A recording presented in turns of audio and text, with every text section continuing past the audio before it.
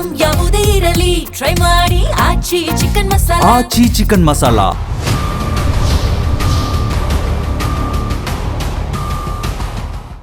ನಮಸ್ಕಾರ.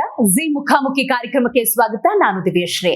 ಇವತ್ತಿನ ಜಿ ಮುಖಾಮುಖಿ ಕಾರ್ಯಕ್ರಮದಲ್ಲಿ ದಾವಣಗೆರೆ ಹಾಗೂ ಬಾಗಲಕೋಟೆ ಉಪಚುನಾವಣೆಯ ಕುರಿತಂತೆ ನಾವು ಮಾತಾಡ್ತಾ ಇದ್ದೀವಿ.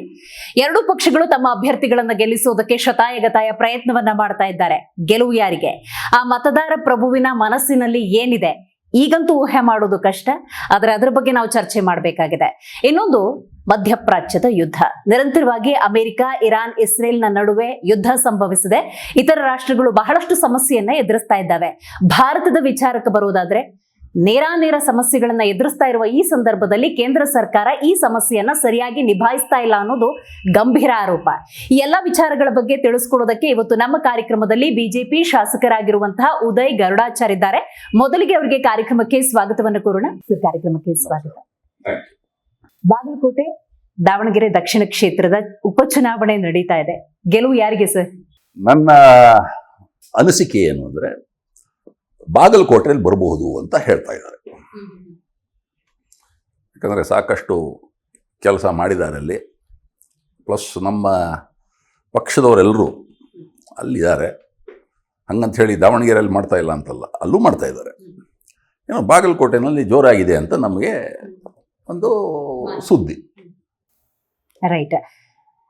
ಕಳೆದ ಬಾರಿಯ ಚುನಾವಣೆಯಲ್ಲಿ 5,900 ಮತಗಳಿಂದ ವೀರಣ್ಣ ಚರಂತಿಮಠ ಅವರು ಸೋಲನ್ನ ಅನುಭವಿಸುವಂತಹ ಪರಿಸ್ಥಿತಿ ನಿರ್ಮಾಣ ಆಯಿತು. ಅವ್ರು ಮಾಡಿರುವಂತಹ ಕೆಲಸಗಳು ಕೈ ಹಿಡಿದಿದ್ರೆ ಕಳೆದ ಬಾರಿನೇ ಗೆಲ್ಬಹುದಾಗಿತ್ತಲ್ಲ, ಆ ಅವಕಾಶಗಳಿತ್ತಲ್ಲ. ಅಲ್ಲ, ಚರಂತಿಮಠರು ಅವರು ಒಂಥರ ಇಸ್ ಎ ಫ್ಯಾಂಟಾಸ್ಟಿಕ್ ಪರ್ಸನ್, ಭಾಳ ಒಳ್ಳೆಯ ಒಂದು ವ್ಯಕ್ತಿ. ಮಾಡ್ಬೋದಾಗಿತ್ತು. ನೋಡಿ, ಒಂದು ತಿಳ್ಕೊಳ್ಳಿ, ರಾಜಕೀಯದಲ್ಲಿ ಮೇಲೆ ಕೆಳಗೆ ಅನ್ನೋ ಒಂದು ಸಿಚುವೇಶನ್ ಇದ್ದೇ ಇರ್ತದೆ. ಆಯಿತಾ? ಎಷ್ಟೇ ಒಳ್ಳೆಯ ಕೆಲಸ ಮಾಡಿದರೂ ಒಂದಷ್ಟು ಜನ ಕೆಳಗೆ ಬೀಳ್ತಾರೆ. ಕೆಳಗೆ ಬಿದ್ದವರು ಟಕ್ಕಂತ ಮೇಲೆ ಹತ್ಬಿಡ್ತಾರೆ. ಸೊ ಇದು ರಾಜಕೀಯ. ಸೊ ಈ ರಾಜಕೀಯದ ವಿಚಾರದಲ್ಲಿ ಎಲ್ಲವೂ ಈ ಥರ ನಾವು ಯೋಚನೆ ಮಾಡಿಕೊಂಡು ಕರೆಕ್ಟಾಗಿ ಇದ್ಕೊಂಡು ನೋಡ್ಕೊಂಡು ಮಾಡಬೇಕೇ ಹೊರತು ಏನೇನೋ ನಾವು ಹೆಚ್ಚು ಕಮ್ಮಿ ಮಾಡ್ಕೊಂಡ್ಬಿಟ್ರೆ ಭಾಳ ತೊಂದರೆ ಆಗ್ಬಿಡ್ತದೆ. ಖಂಡಿತ. ಬಿಜೆಪಿ ಯಾಕೆ ಗೆಲ್ಲಬೇಕು ಸರ್ ಈ ಉಪಚುನಾವಣೆಯಲ್ಲಿ? ನಾನೊಬ್ಬ BJP ಪಕ್ಷದ ಅನುಯಾಯಿ. ನಮಗೆ ನಮ್ಮ ಪಕ್ಷ ಬರಬೇಕೇ ಹೊರತು ಬೇರೆಯವ್ರು ಯಾರನ್ನೂ ಬರಬಾರ್ದು ಅಂತ ನಮ್ಮ ಒಂದು ಭಾವನೆಗಳು ಇದ್ದೇ ಇರ್ತದೆ. ಈಗ ಬೇರೆ ಪಕ್ಷದವರು ನಾವು ಬರಬೇಕು ಅಂತ ಅವ್ರು ಹೇಳ್ತಾರೆ. BJPಲಿ ಏನಾಗಿದೆ ಅಂದರೆ, ನೋಡಿ, ನಮ್ಮ ಪ್ರಧಾನಮಂತ್ರಿಗಳಿದ್ದಾರೆ. Is an outstanding person. ನಮ್ಮ ನರೇಂದ್ರ ಮೋದಿ ಅವರು ಎಷ್ಟು ಒಂದು ತಲೆ ಇದೆ ಅಂತ ಹೇಳಿದ್ರೆ, ಅಂದರೆ ಅವ್ರು ಎಲ್ಲ ಗೊತ್ತಿದೆ ವಿಷಯ. ಆಯಿತಾ? ಆಮೇಲೆ ಬಹಳಷ್ಟು ಮಾತಾಡೋದಿಲ್ಲ. ಓಕೆ. ಎಷ್ಟು ಹೇಳಬೇಕು ಅಷ್ಟು ಹೇಳ್ತಾರೆ ಅವರು.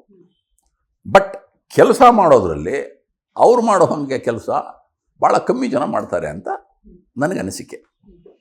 ಆಮೇಲೆ ಈ ಲೆಕ್ಕಕ್ಕೆ ಭಾರತ ದೇಶದಲ್ಲಿ ನೋಡಿ ಭಾಳ ಹಿಂದೆ ಇತ್ತು, ಮುಂಚೆ ಅಂತ ನಾವು ಚಿಕ್ಕ ವಯಸ್ಸುಗಳಲ್ಲಿ ನಡೀತಾ ಇರ್ತಿದ್ದವು.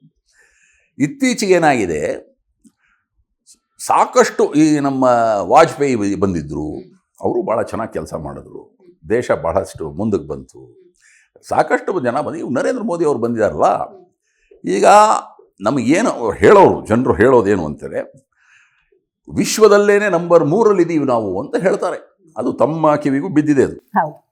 ಸೊ ಇದು ಏನಾಗುತ್ತೆ ಅಂದರೆ, ಇವತ್ತು ನಮ್ಮ ನರೇಂದ್ರ ಮೋದಿ ಅವರು ಸಾಕಷ್ಟು ಕೆಲಸ ದೇಶಕ್ಕೆ ಮಾಡಿದ್ದಾರೆ. ಅದೇ ರೀತಿ ನಮ್ಮ ರಾಜ್ಯದಲ್ಲೂ ಸಾಕಷ್ಟು ಜನ ಕೆಲಸ ಮಾಡ್ತಾ ಇದ್ದೀವಿ ನಾವುಗಳೆಲ್ಲ.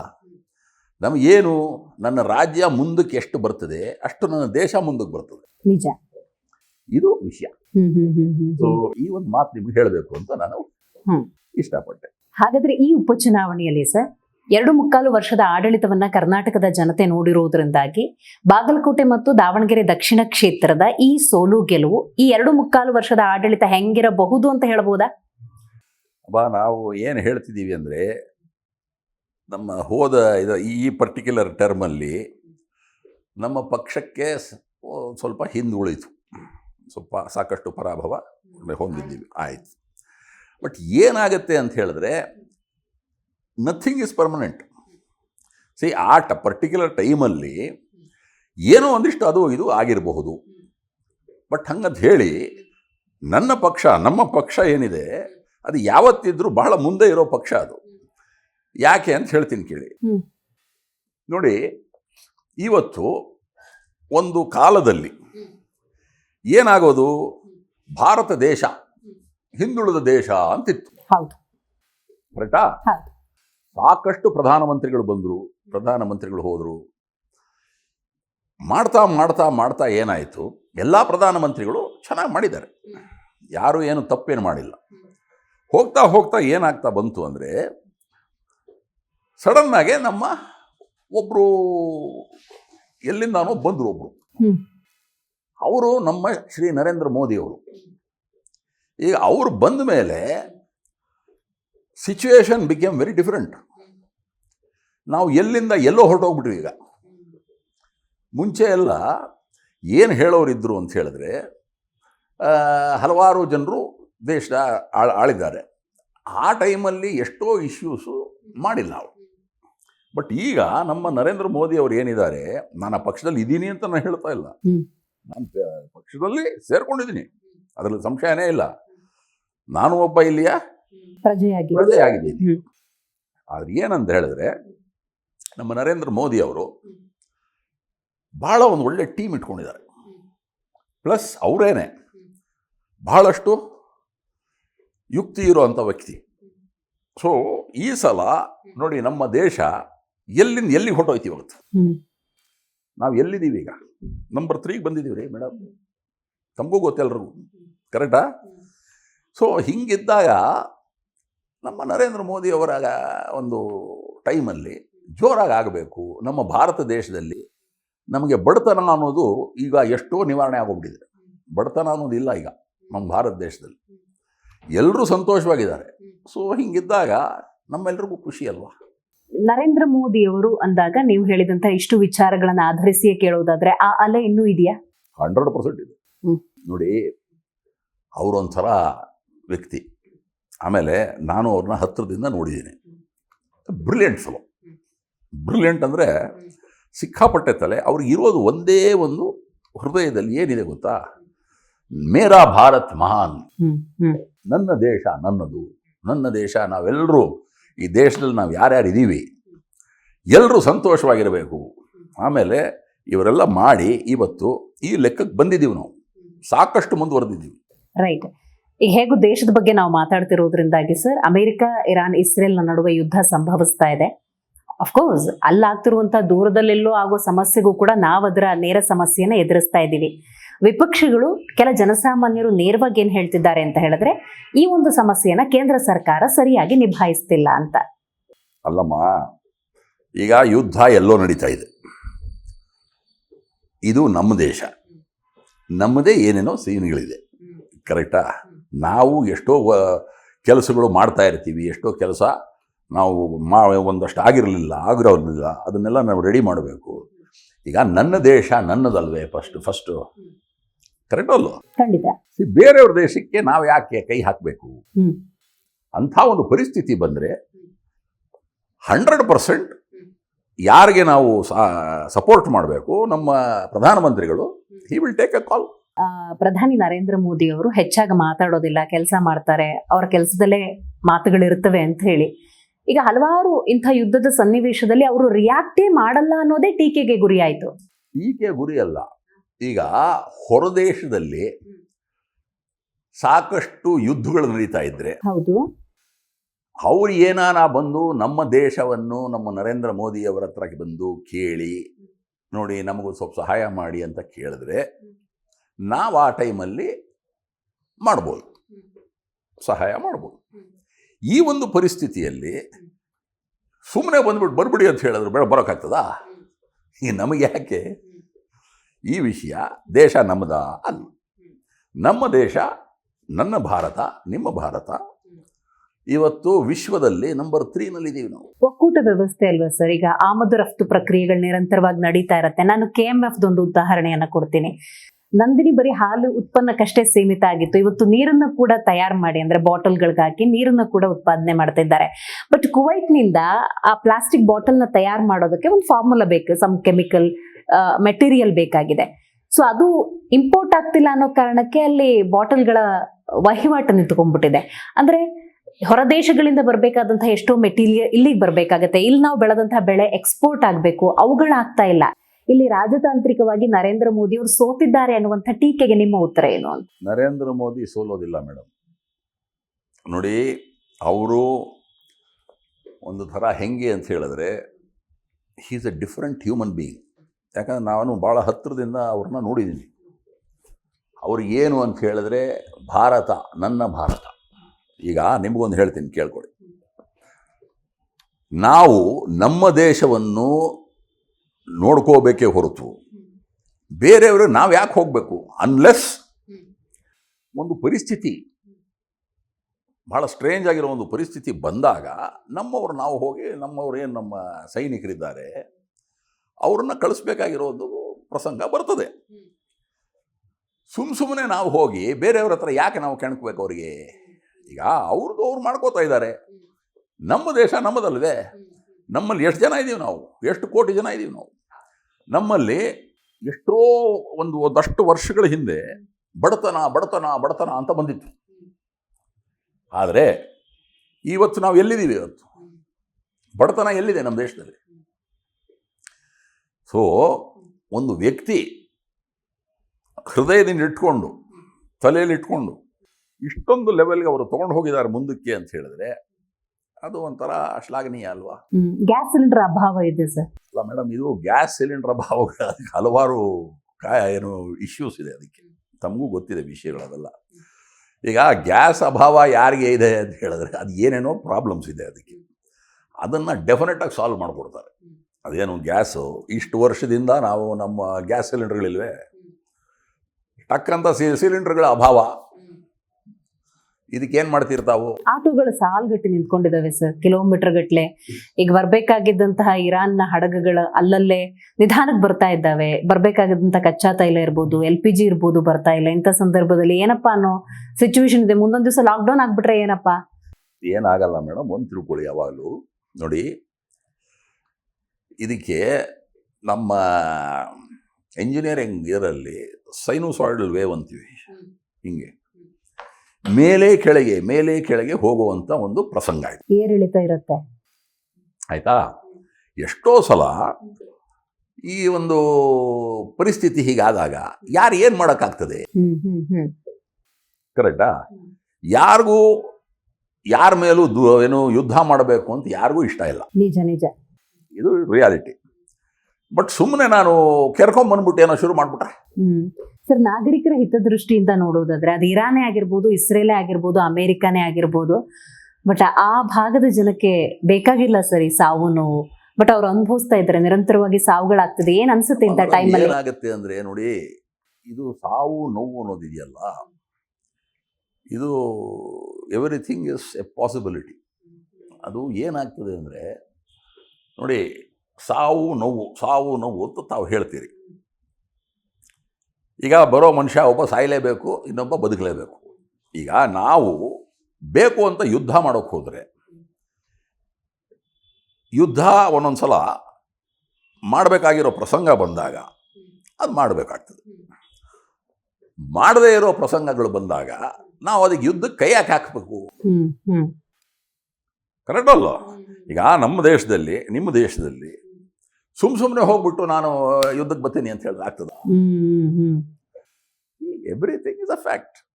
ನಮ್ಮ ದೇಶ ನಾವು ಕಾಪಾಡ್ಕೊಳ್ಳೋಣ. ಈಗ ಬೇರೆಯವ್ರ ದೇಶಕ್ಕೆ ಸುಮ್ಮನೆ ನಾವು ಹೋಗಿ ಕೈ ಹಾಕ್ತು ಅಂದರೆ ನಮಗೆ ಯಾಕೆ ಬೇಕದು? ಅವ್ರು ಬಂದು ನಮಗೆ ಕರೆದ್ರೆ, ನಮ್ಮ ಯೋಧರಿದಾರಲ್ಲ, ನಮ್ಮ ಮಿಲಿಟ್ರಿ ಏನಿದೆಯಲ್ಲ, ಅದು ಭಾರತ ದೇಶ ಅಲ್ಲ, ವಿಶ್ವದಲ್ಲೇ ನಂಬರ್ 1 ಅದು. ಯಾಕಂದರೆ ನಾನು ಸ್ವಲ್ಪ ಹತ್ತಿರದಿಂದ ನೋಡಿದ್ದೀನಿ ನಮ್ಮ military department, outstanding people. So ನಾವು ಸುಮ್ಮನೆ ಯಾಕೆ ಹೋಗ್ಬೇಕು ಅವ್ರ ಹತ್ರ? ನಮ್ಮ ಹತ್ರ ಬಂದು, ಯಾಕಂದರೆ ಎಷ್ಟೋ ಸಲ ನಮ್ಮ ಭಾರತ ದೇಶದಿಂದ ನಾವು ಆ ಥರದ ಒಂದು ಪ್ರಸಂಗ ಬಂದಾಗ ನಮ್ಮವ್ರು ಸಾಕಷ್ಟು ಸಹಾಯ ಮಾಡಿದ್ದಾರೆ. ರಾಜತಾಂತ್ರಿಕವಾಗಿ ಸರಿಯಾದಂತಹ ನಿರ್ಧಾರಗಳನ್ನ ನರೇಂದ್ರ ಮೋದಿ ಅವರು ಅಥವಾ ಕೇಂದ್ರ ಸರ್ಕಾರ ತಗೋತಿದೆ ಅಂತ ಅನ್ಕೊಳ್ಳಿ. 100% ತಗೋತಾ ಇದ್ದಾರೆ. ಯಾಕಂದ್ರೆ ನೋಡಿ, ಎಲ್ಲಿಂದ ಎಲ್ಲಿಗೆ ಬಂದಿದ್ದೀವ್ರಿ ಮೇಡಮ್ ನಾವು. ಸರ್, ಹಾಗಾದ್ರೆ ಡೊನಾಲ್ಡ್ ಟ್ರಂಪ್ ಒಂದೆರಡು ಮಾತುಗಳನ್ನು ಹೇಳ್ತಾರೆ. ನರೇಂದ್ರ ಮೋದಿಯವರ ರಾಜಕೀಯ ಭವಿಷ್ಯ ನನ್ನ ಕೈಲಿದೆ ಅಂತ ಹೇಳ್ತಾರೆ. ಏನ್ ಹೇಳ್ತೀರಾ ಸರ್ ಈ ಸ್ಟೇಟ್ಮೆಂಟ್ಗೆ? ಅಲ್ಲಿನ ಮುಖ್ಯ ಕಾರ್ಯದರ್ಶಿ ಒಬ್ರು ಸ್ಟೇಟ್ಮೆಂಟ್ ಕೊಡ್ತಾರೆ, ಸರ್ ಇಂಡಿಯನ್ಸ್ ಒಳ್ಳೆ ಡ್ರಾಮಾ ಮಾಡ್ತಾರೆ ಅಂತ. ಇದನ್ನೆಲ್ಲ ಹೇಗೆ ಒಪ್ಕೊಳ್ಳೋದು? ಹೇಗಿದ್ನ ಅರಗಿಸ್ಕೋಬೇಕು? ಈಗ ಯಾವನೋ ಬಂದು ಏನೋ ಹೇಳ್ತಾ ಇದ್ರೆ ಅದು ನಿಜಾನ? ಕರೆಕ್ಟ್. ಈಗ ನೋಡಿ, ಟ್ರಂಪ್ ಒಂದು ಅಮೆರಿಕಾದ ಅಧ್ಯಕ್ಷರು. ಸೊ ಅವರೇನು ಮಾಡಿದ್ದಾರೆ, ಯಾವುದೋ ಒಂದು ವಿಷಯದಲ್ಲಿ ಏನೋ ಒಂದು ಮಾಡಿರಬೇಕು ಅವರು. ವೈಯಕ್ತಿಕವಾಗಿ ಅವರು ನಮ್ಮ ಪ್ರಧಾನಮಂತ್ರಿಗಳು ಚೆನ್ನಾಗಿದ್ದಾರೆ ಅಂತ ನಮಗೆ ಇರೋ ಮಾಹಿತಿ ಇದೆ. ಈಗ ಟ್ರಂಪ್ ಅವ್ರು ಬಂದು ನಮ್ಮ ಪ್ರಧಾನಿಗಳ ಮೇಲೆ ಏನಾನ ಹೆಚ್ಚು ಕಮ್ಮಿ ಮಾತಾಡಿದ್ರೆ, ಈಗ ನಮ್ಮಿರೋ ಎಲ್ಲ ಭಾರತೀಯರಿಗೆ ಒಂದು ಸ್ವಲ್ಪ ಬರ್ತಲ್ವಾ ಆಕ್ರೋಶ. ಸೊ ಅದು ಮಾಡೋಕ್ಕೆ ಹೋಗ್ಬಾರ್ದು. ನೋಡಿ, ನೀವು ಯಾವುದೋ ದೇಶದಲ್ಲಿ ಇದ್ದೀರಿ, ನಾವು ನಮ್ಮ ದೇಶದಲ್ಲಿ ಇದ್ದೀವಿ. ನಮಗೆ ಏನಿದೆ? ಕರೆಕ್ಟ್. ನಮಗೇನಾನ ನಮ್ಮಿಂದ ನಿಮಗೆ ಬೇಕಪ್ಪ ಸಹಾಯ, ನಾವು ಇದ್ದೀವಿ. ನಿಮ್ಮಿಂದ ನಮಗೆ ಬೇಕಪ್ಪ, ನೀವು ಇರಿ. ಇದನ್ನು ನಾವು ಮಾಡ್ಕೊಂಡು ಹೋಗಬೇಕೇ ಹೊರತು ನಾವು ಬೆನ್ನು ತಟ್ಕೊಂಡು ತೊಡೆ ತೊಟ್ಕೊಂಡು ಮಾಡೋಕ್ಕೆ ಹೋಯ್ತು ಅಂದರೆ ಏನಾಗ್ತದೆ? It's not correct. ಸರ್, ಕರ್ನಾಟಕದ ವಿಚಾರಕ್ಕೆ ಬರೋದಾದ್ರೆ, ನಾವು ಅಲ್ಲೆಲ್ಲೋ ದೂರದಲ್ಲಿ 3000-4000 ಕಿಲೋಮೀಟರ್ ದೂರದಲ್ಲಿದ್ದಾವೆ ಸರ್ ಆ 3 ರಾಷ್ಟ್ರಗಳು. ಇನ್ನು ಅಮೆರಿಕ ಅಂತೂ ಬಹಳ ದೂರದಲ್ಲಿದೆ. ಅಂತ ಸಂದರ್ಭದಲ್ಲಿ ಇಲ್ಲೋ ಗ್ರಾಮೀಣ ಭಾಗದಲ್ಲಿ ಸಿಲಿಂಡರ್ ಸಿಕ್ಕಲ್ಲ, ಸೌದೆ ಒಲೆಗೆ ಇವತ್ತು ಅಡುಗೆ ಮಾಡ್ಕೊಳ್ಳೋ ಪರಿಸ್ಥಿತಿ ಇದೆ ಅಂದ್ರೆ ವಿಪಕ್ಷಗಳು ಒಂದು ಟೀಕೆಯನ್ನ ಮಾಡೋದು, ಪ್ರತಿಭಟಿಸೋದು, ಸೌದೆ ಒಲೆ ಇಟ್ಕೊಂಡೆ ಅಂದ್ರೆ ಮತ್ತೆ ನಾವು ಯಾವುದೋ ಯುಗಕ್ಕೆ ಹೋಗ್ತಾ ಇದೀವಿ ಅಂತ ಪರಿಸ್ಥಿತಿಯನ್ನ ಮೋದಿ ತಂದಿದ್ದಾರೆ ಅಂತ ಟೀಕೆ ಮಾಡಿದ್ರು ಸರ್. ಮೇಡಮ್, ಇದು ಮೋದಿನೂ ಮಾಡಿಲ್ಲ, ಸಿದ್ದರಾಮಣ್ಣನೂ ಮಾಡಿಲ್ಲ, DK ಶಿವಕುಮಾರ್ ಅವರು ಮಾಡಿಲ್ಲ. ಇದು ಏನಂದರೆ ನೋಡಿ, ಒಂದೊಂದು ಸಲ ಏನಾಗ್ಬಿಡ್ತದೆ, ಅಭಾವ ಅನ್ನೋದು ಒಂದು ಪರಿಸ್ಥಿತಿ ಬರ್ತದೆ. ಕರೆಕ್ಟಾ? ಆ ಪರಿಸ್ಥಿತಿಯಲ್ಲಿ ನಾವು ಏನು ಮಾಡೋಕ್ಕಾಗಲ್ಲ. ಸೊ ಹಿಂಗಾನ ಮಾಡಿ ನಿಭಾಯಿಸಬೇಕಾಗ್ತದೆ. ಆದರೆ ಇಷ್ಟೆಲ್ಲ ನಮ್ಮ ಇಷ್ಟು ಜನ ಆಯಿತಾ, ನಾನಿವಾಗ ವಿಪಕ್ಷದಲ್ಲಿರೋನು, ಪ್ರತಿಪಕ್ಷದಲ್ಲಿಲ್ಲ. ಆದರೂ ನಮ್ಮ ಮುಖ್ಯಮಂತ್ರಿಗಳು ಇಸ್ ಡೂಯಿಂಗ್ ವೆಲ್, ನಮ್ಮ ಉಪಮುಖ್ಯಮಂತ್ರಿಗಳು ಫಸ್ಟ್ ಕ್ಲಾಸ ಮಾಡ್ತಾ ಇದ್ದಾರೆ, ಅವ್ರ ಕಡೆಯವರು ಎಲ್ಲರೂ ಚೆನ್ನಾಗಿ ಮಾಡ್ತಾ ಇದ್ದಾರೆ. ಆಮೇಲೆ ನಾವು ಸಾಕಷ್ಟು ಅವರಿಗೆ ಸಹಕಾರ ಕೊಡ್ತೀವಿ. ಹೀಗಿದ್ದಾಗ where is the question of all this? ಹಾಗಾದ್ರೆ ಹೇಳಿ ಸರ್, 2.25 ವರ್ಷದ ಈ ಆಡಳಿತದಲ್ಲಿ ನಿಮ್ಮ ಕ್ಷೇತ್ರದ ಅಭಿವೃದ್ಧಿ ಹೇಗೆ ಸಾಗಿದೆ? ನೋಡಿ ಮೇಡಮ್, ನಮಗೆ ಗ್ರಾಂಟ್ಸ್ ಬಂದಿಲ್ಲ, ಓಪನ್ ಆಗಿ ಹೇಳ್ತೀನಿ, ಕೇಳ್ಕೊಳ್ಳಿ. ಆದರೆ ಕೆಲವು ದಿನಗಳ ಹಿಂದೆ ನಾನು ಹೋಗಿ ಮುಖ್ಯಮಂತ್ರಿಗಳಿಗೆ ಉಪಮುಖ್ಯಮಂತ್ರಿಗಳಿಗೆ ಒಂದು ಪತ್ರ ಕೊಟ್ಟಿದ್ದೀನಿ. ಸರ್, ನಮಗೆ ನನ್ನ ವಿಧಾನಸಭಾ ಕ್ಷೇತ್ರಕ್ಕೆ ಗ್ರಾಂಟ್ಸ್ ಬೇಕು. ಯಾಕಂದರೆ ಎಲ್ಲರೂ ಬದುಕಬೇಕು ಈ ಪ್ರಪಂಚದಲ್ಲಿ, ಆಯಿತಾ? ಸೊ ಇವತ್ತು ನಾವು ಆ ಕಡೆ ಇದ್ದೀವಿ, ನಾಳೆ ಆ ಕಡೆ ಬರ್ತೀವಿ. ಇದು ಹೋಗ್ತಾ ಬರ್ತಾ ಇದ್ದೇ ಇರುತ್ತೆ. ಇಟ್ಸ್ ಅ ಸೈನುಸಾಯ್ಡಲ್ ವೇವ್ ಅಂತ ಹೇಳ್ತೀವಿ ಇಂಗ್ಲೀಷಲ್ಲಿ. ಆಡಳಿತ ಇದ್ದವರು ವಿಪಕ್ಷ ಇದ್ದವರು ಆಡಳಿತ. ದಯವಿಟ್ಟು ನಮಗೆ ಸಹಾಯ ಮಾಡಿ ಅಂತ ಕೇಳಿದ್ದೀವಿ. ನಮ್ಮ ಶಿವಕುಮಾರ್ ಅವರು ಹೇಳಿದ್ದಾರೆ, ನಮ್ಮ CM ಅವರು ಹೇಳಿದ್ದಾರೆ, ನೋಡಪ್ಪ ಮಾಡಿಕೊಡ್ತೀವಿ. ನಮಗಳಿಗೂ ಕೆಲವಾರು ಪ್ರಾಬ್ಲಮ್ಸ್ ಇತ್ತು, you have solved it shortly. ನಿಮ್ಗಳಿಗೆಲ್ಲ ನಿಮಗೆ ಗ್ರಾಂಟ್ಸ್ ಏನೇನು ಕೊಡಬೇಕು 100% ಕೊಡ್ತೀವಿ ಅಂತ ಆಶ್ವಾಸನೆ ಕೊಟ್ಟಿದ್ದಾರೆ. ಆಮೇಲೆ ಅವ್ರು ಯಾವಾಗ ಆಶ್ವಾಸನೆ ಕೊಡ್ತಾರಲ್ಲ 100% ಮಾಡೇ ಮಾಡ್ತಾರೆ. ಭರವಸೆ ಇದೆ. ಎಲ್ಲರೂ ನಮ್ಮ ಪಕ್ಷ ಇದ್ದಾಗಲೂ ಭರವಸೆ ಇದ್ದೇ ಇರ್ತದೆ, ಅವರು ಇದ್ದಾಗಲೂ ನಾವು ವಿಪಕ್ಷದಲ್ಲಿದ್ದಾಗ ಅವರು ಮಾಡೇ ಮಾಡ್ತೀನಿ ಅಂದರೆ 100% ಮಾಡ್ತಾರೆ. ಸರ್, ಸದ್ಯದ ಪರಿಸ್ಥಿತಿ ಹಿಂಗಾಗಿದೆ ಅಂದರೆ ಕೇಂದ್ರ ಮತ್ತು ರಾಜ್ಯ ಸರ್ಕಾರ ಅದು ಯಾವುದೇ ಇರಲಿ, ನಾನು ಪಕ್ಷಾತೀತವಾಗಿ ಪ್ರಶ್ನೆ ಕೇಳೋದು, ಮುಂಚೆ ಹೆಂಗಿತ್ತು ಅಂತ ಹೇಳಿದ್ರೆ ಸಿರಿವಂತರಾಗ್ತಾರೆ, ಮಧ್ಯಮ ವರ್ಗದಲ್ಲಿದ್ದವರು ಸಿರಿವಂತರಾಗ್ತಾರೆ, ಈ ಥರದಿತ್ತು. ಈಗ ಮಧ್ಯಮ ವರ್ಗದವರು ಬಡವರಾಗ್ತಿದ್ದಾರೆ, ಬಡವರು ಕಡು ಬಡವರಾಗ್ತಿದ್ದಾರೆ ಅನ್ನೋ ಪರಿಸ್ಥಿತಿ ಇದೆ. ಯಾಕೆ ಅಂದರೆ ಬೆಲೆ ಏರಿಕೆ ಸರ್. ಆ ಬೆಲೆ ಏರಿಕೆನ ಅರಗಿಸ್ಕೊಳ್ಳೋದಕ್ಕೆ ಆಗ್ತಾ ಇಲ್ಲ ಜನಸಾಮಾನ್ಯರಿಗೆ. ಅಂತ ಒಂದು ಪರಿಸ್ಥಿತಿ ಇದೆ. ಏನು ಹೇಳ್ತೀರಿ ಇದ್ರ ಬಗ್ಗೆ ಅಂತ? ಮೇಡಮ್, ಈಗ ನೋಡಿ, ಈ ಪರಿಸ್ಥಿತಿ ಚಕ್ಕಂತ ಮೇಲಕ್ಕೆ ಹೋಗೋದಿಕ್ಕೆ ಬೆಲೆ, ಅದಕ್ಕೆ ಹಲವಾರು ರೀಸನ್ಸ್ ಇದೆ. ಅದು ನಿಮಗಳಿಗೂ ಗೊತ್ತಿದೆ, ನಮಗೂ ಗೊತ್ತಿದೆ, ಎಲ್ರಿಗೂ ಗೊತ್ತಿದೆ ವಿಷಯ. ಈಗ ನೋಡಿ, ನಿಮಗೆ ಎಲ್ಲೋ ಒಂದು ಕಡೆ ಅಭಾವ ಬರ್ತದೆ, ಸಾಲ್ವ್ ಏನು ಮಾಡ್ತೀರಿ? ಅಲ್ಲ ಜನರ ಮೇಲೆ ಹೊರೆ ಹಾಕಿಬಿಟ್ರೆ ಜನರು ಅಂದಮೇಲೆ ಜನರು ನಾವು ಅಲ್ವಾ. ಸಿ ಈಗ ನಾನು ಒಬ್ಬನೇ ಒಬ್ಬ ಲೆಜಿಸ್ಲೇಟ್ರು ಅಂತ ಹೇಳೋಕ್ಕಾಗ್ತದ? ನಾನು ಒಬ್ಬ ಜನಾಂಗ ಅಲ್ವೇ, ಹೌದಲ್ವ? ಈಗ ಎಲ್ಲರೂ ನಾವು ಸೇರಿಕೊಂಡು ಮಾಡಿದ್ರೆ ಸಿಚುವೇಶನ್ ಇಸ್ ವೆರಿ ಫೈನ್. ಈಗ ಸುಮ್ಮನೆ ನಾನು ತಾನು ಅಂತ ಶುರು ಮಾಡ್ತು ಅಂದರೆ there is no end to it. ಈಗ ಯಾರಿಗೂ ಏನು ಅಭಾವ ಇಲ್ಲ. ನಮ್ಮ ಮುಖ್ಯಮಂತ್ರಿಗಳೇ ಆಗಿರಲಿ, ನಮ್ಮ ಉಪಮುಖ್ಯಮಂತ್ರಿಗಳೇ ಆಗಿರಲಿ, ಅಥವಾ ನಮ್ಮ ಪಕ್ಷದವರೇ ಆಗಿರಲಿ, ಎಲ್ಲರೂ ಸಮೃದ್ಧಿಯಾಗಿ ಫಸ್ಟ್ ಕ್ಲಾಸಾಗಿ ಎಲ್ಲರೂ ಆಡಳಿತ ಮಾಡಿದ್ದೀವಿ, ಇನ್ನು ಮಾಡ್ತಾನೂ ಇದ್ದೀವಿ. ಸೊ ನಾವು ಯಾರಿಗೂ ಟೀಕೆ ಮಾಡುವಂಥ ಒಂದು ಪರಿಸ್ಥಿತಿಯಲ್ಲಿ ನಾವಿಲ್ಲ. ಯಾಕಂದರೆ ಎಲ್ಲರೂ ಸಂತೋಷವಾಗಿ, ನನಗೇನಂತ ಹೇಳಿದ್ರೆ ವೈಯಕ್ತಿಕವಾಗಿ ನನ್ನ ಕರ್ನಾಟಕ ರಾಜ್ಯ, ನನ್ನ ಚಿಕ್ಕಪೇಟೆ ವಿಧಾನಸಭಾ ಕ್ಷೇತ್ರ, ಅದು ನಂದದು. ಇವತ್ತಿಗೂ ತಮಗೆ ಹೇಳ್ತೀನಿ, ಈಶ್ವರನ ಆಶೀರ್ವಾದದಿಂದ ಚಿಕ್ಕಪೇಟೆ ವಿಧಾನಸಭಾ ಕ್ಷೇತ್ರದಲ್ಲಿ ಯಾವ ಥರವಾದ ತರಳೆ ತಾಪತ್ರಯ ಇಲ್ಲ ನಮ್ಮಲ್ಲಿ. ತಮಗೂ ಗೊತ್ತಿದೆ ಅದು. ಮುಂಚೆ ಬಹಳಷ್ಟು ತರಳೆ ತಾಪತ್ರಯ ಇದ್ದು, ಇದನ್ನು ಹೆಂಗೆ ಸರಿಪಡಿಸಿದ್ವಿ, ಅದೇ ನಾನೇನು ಮೇಲಿಂದ ಉದುರಿದವನಲ್ಲ. ಜನರ ಜೊತೆ ಕೂತ್ಕೊಂಡು ಒಂದು ಸಂಪರ್ಕ ಮಾತಾಡಿ ಅದು ಇದು ಹೇಳಿ ಇವತ್ತು ಚಿಕ್ಕಪೇಟೆ ವಿಧಾನಸಭಾ ಕ್ಷೇತ್ರ ಚೆನ್ನಾಗಿದೆ, ಖುಷಿಯಾಗಿದ್ದಾರೆ ಜನರು. ಅಲ್ಪಸಂಖ್ಯಾತ ಮತಗಳಲ್ಲಿ ಹೆಚ್ಚಾಗಿದೆ, ಅವರ ಸಹಕಾರ ಹೆಂಗಿದೆ ಸರ್? ಇದು ನೋಡಿ, ನಮ್ಮ ಭಾರತ ದೇಶದಲ್ಲಿ ಎಲ್ಲಾ ಥರದ ಜನರು ಇರ್ತಾರೆ. ಹೌದು. ಈಗ ನಮ್ಮಲ್ಲಿ ಮುಸಲ್ಮಾನರು ಬರ್ತಾರೆ, ದಲಿತರು ಬರ್ತಾರೆ, ಅವರು ಬರ್ತಾರೆ, ಇವರು ಬರ್ತಾರೆ, ಎಲ್ಲರೂ ಬರ್ತಾರೆ. ಕಾನೂನು ಚೌಕಟ್ಟಲ್ಲಿ ಏನಿದೆ ಮಾಡ್ರಪ್ಪ, ನಾನು ಮಾಡ್ಕೊಡ್ತೀನಿ. ಏನೇನೋ ಕೇಳ್ತು ಅಂದ್ರೆ ನಾನು ಎಲ್ಲಿಂದ ಮಾಡೋಕ್ಕಾಗ್ತದೆ? ಶಾಸಕರು ಜನರಿಗೆ ನೇರವಾಗಿ ಸಿಗ್ತಾರಾ? ನಾನು ಸಿಗೋ ಹಂಗೆ ಯಾರೂ ಸಿಗೋಲ್ವ, ಭಾಳ ಜನ ಸಿಗ್ತಾರಮ್ಮ, ಎಲ್ಲರೂ ಸಿಗ್ತೀವಿ. ಆಮೇಲೆ ನಾವು ಯಾರ್ಯಾರು ಶಾಸಕರಿದ್ದೀವಲ್ವ, ನಾವೆಲ್ಲರೂ ಸೇವೆಗೆ ಉಳಿದಿರೋರು. ಯಾಕಂದರೆ ಕರ್ಮ ಪರಮೋ ಧರ್ಮ ಅಂತ ಹೇಳ್ತೀವಿ, ಆಯಿತಾ? ಇದಕ್ಕೆ ಬಂದ ಮೇಲೆ ನಾವು ಈ ಫೀಲ್ಡ್ಗೆ ಈಗ ನಮಗೇನಿದೆ, ಆಯಿತು, ನಾವು ಸಂತೋಷವಾಗಿದ್ದೀವಿ, ಭಗವಂತ ನನಗೆ ಚೆನ್ನಾಗಿಟ್ಟಿದ್ದಾನೆ, ನಾವು ಕೆಲಸ ಮಾಡ್ತೀವಿ, ನಮಗೂ ಏನೋ ಬೇರೆ ಥರದ ಇದಿರ್ತಾರೆ opportunities. At the same time ಎಲ್ರಿಗೂ ನಾವು ಸೇವೆ ಸಲ್ಲಿಸೋದು ಧರ್ಮ ನಾವು. ರೈಟ್. ಮತ್ತೆ ಉಪಚುನಾವಣೆಗೆ ಬರ್ತಾ ಇದ್ದೀನಿ ಸರ್. ದಾವಣಗೆರೆ ಮತ್ತು ಬಾಗಲಕೋಟೆ ಕ್ಷೇತ್ರಕ್ಕೆ ಸಂಬಂಧಪಟ್ಟಂತೆ ಸ್ವತಃ ಸಿದ್ದರಾಮಯ್ಯನವರೇ ಅಖಾಡದಲ್ಲಿದ್ದಾರೆ. ಅಭ್ಯರ್ಥಿಯನ್ನು ಗೆಲ್ಲಿಸಬೇಕು ಅಂತ ಚುನಾವಣಾ ಪ್ರಚಾರದಲ್ಲಿ ಭರ್ಜರಿಯಾಗಿ ಭಾಗಿಯಾಗ್ತಿದ್ದಾರೆ. ಏನು ಹೇಳ್ತೀವಿ ಮೇಡಮ್? ಅವರು ಮುಖ್ಯಮಂತ್ರಿಗಳು, ಆದರಣೀಯ ಮುಖ್ಯಮಂತ್ರಿಗಳು. ನಾನು ಮಾಡಲೇಬೇಕು ಅಂತ ಅವರು ಛಲ ಇರುತ್ತೆ. ನಾವು ಏನು ಕೇಳ್ತೀವಿ? ನಾವು ಬಂದು ನುಗ್ತೀವಿ, ನಮಗೂ ಇದು ಆಗಬೇಕು ಅಂತ ನಮಗೂ ಒಂದು ಆಸೆ. ರೈಟ್. ದಾವಣಗೆರೆಯಲ್ಲಿ ಸರ್ ಮುಸ್ಲಿಂ ಸಮುದಾಯದವರು ಅಲ್ಲಿ ಪಾಪ ಸಾದಿಕ್ ಪೈಲ್ವಾನ್ ಅವರಿಗೆ ಟಿಕೆಟ್ ಸಿಗ್ಲಿಲ್ಲ ಅನ್ನೋ ಕಾರಣಕ್ಕೆ ಬಹುತೇಕರು ಬಿಜೆಪಿಗೆ ಸೇರ್ಪಡೆಯಾಗಿದ್ದಾರೆ. ನಮ್ಮ ವಿಧಾನಸಭಾ ಕ್ಷೇತ್ರದಲ್ಲಿ ಆಯ್ತಾ, ಬಹಳ ಇದಾಗಿ ಹೇಳ್ತೀನಿ ತಮಗೆ, ಸೂಕ್ಷ್ಮವಾಗಿ ನಮ್ಮಲ್ಲಿ ಯಾವ ವಿಧವಾದ ಒಂದು ಬೇರೆ ಅದು ಈ ಥರದ್ದು ಹೇಳೋದು ಆ ಥರದ್ದು ಹೇಳೋದು, ಇವರು ಆ ಜನಾಂಗ ಈ ಜನಾಂಗ ಇವೆಲ್ಲ ನಮ್ಮಲ್ಲಿ ಇಲ್ಲವೇ ಇಲ್ಲ. ಎಲ್ಲರೂ ಒಂದೇ. ನಮ್ಮಲ್ಲಿ ಕರ್ಮ ಪರಮೋ ಧರ್ಮ, ಕರ್ಮವನ್ನು ಮಾಡು, ಅದು ಧರ್ಮ. ಸೊ ನಾವುಗಳೆಲ್ಲರೂ ಸೇರಿ ಇದನ್ನು ಮಾಡಬೇಕೇ ಹೊರತು, ನಮಗೆ ನೋಡಿ ನಮ್ಮ ಆಫೀಸ್ಗೆ ದಿನ ಬೆಳಗಾದರೆ ಎಷ್ಟೋ ಮುಸಲ್ಮಾನರು ಬರ್ತಾರೆ, ಎಷ್ಟೋ ದಲಿತರು ಬರ್ತಾರೆ, ಯಾರ್ಯಾರೋ ಬರ್ತಾರೆ. ಕಾನೂನು ಚೌಕಟ್ಟಲ್ಲಿ ಏನನ್ನ ಇದ್ರಪ್ಪ ಮಾಡ್ಕೊಳ್ಳಿ, ನನಗೇನು ತೊಂದರೆ ಇಲ್ಲ. ಈಗ ನೋಡಿ ಚಿಕ್ಕಪೇಟೆ ವಿಧಾನಸಭಾ ಕ್ಷೇತ್ರದಲ್ಲಿ ಈಶ್ವರನ ಆಶೀರ್ವಾದದಿಂದ ಖುಷಿಯಾಗಿದ್ದಾರೆ, ಅದು ನಿಮಗೂ ಗೊತ್ತಿದೆ. ಎಲ್ಲನ ಏನಾನ ತರಳೆ ತಾಪತ್ರ ಇದೆಯಾ? ಯಾಕೆ ನಾನು ಒಬ್ಬ ಮಾಡಿದೆ ಅಂತಲ್ಲ, ನಮ್ಮ ಜನಾಂಗ ಎಲ್ಲರೂ ಸೇರ್ಕೊಳ್ತೀವಿ, ಎಲ್ಲರೂ ಸಂತೋಷವಾಗಿ. 2028 ಚುನಾವಣೆಯಲ್ಲಿ ಸರ್ ಮುಂದೆ ಯಾರು ಅಧಿಕಾರಕ್ಕೆ ಬರಬಹುದು ಅಂತ ಅನ್ಸುತ್ತೆ? ಈಗಲೇ ಒಂದು ಪಕ್ಷನೇ ಬರುತ್ತೆ ಮೇಡಮ್, ಆಸೆ, ಸಹಜ ಆಸೆ ಬರಬೇಕು ಅಂತ ನಮಗೆ ಆಸೆ. ನಮ್ಮಲ್ಲಿ ನಮ್ಮ ನಾಯಕರಿದ್ದಾರೆ ಈಗ ವಿಜಯೇಂದ್ರ.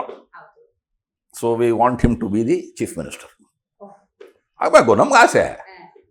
ಯಾಕಂದರೆ ನಮ್ಮ ಸ್ನೇಹಿತ, ಆಮೇಲೆ ನಾವೆಲ್ಲ ನಮ್ಮ ಯಡಿಯೂರಪ್ಪನವರು ಶಿಷ್ಯರು. ಯಾಕಂದರೆ ನಮ್ಗಳಿಗೆಲ್ಲ ಅವರೇ ಪಾರ್ಟಿ ಕರ್ಕೊಂಬಂದವರು.